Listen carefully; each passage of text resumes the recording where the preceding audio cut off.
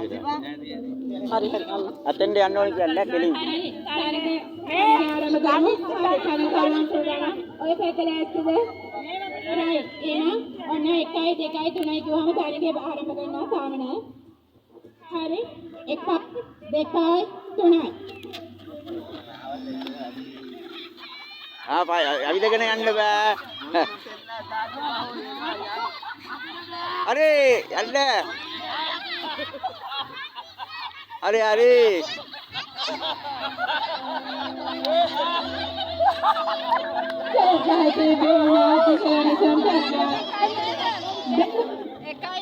නම එකයි නම ගන්න. හරි හරි අතෙන්ට යන්න ඕනේ කියන්නේ කෙලින්. ඔය පැකල ඇත්තද? රයිට් එහෙනම් ඔන්න 1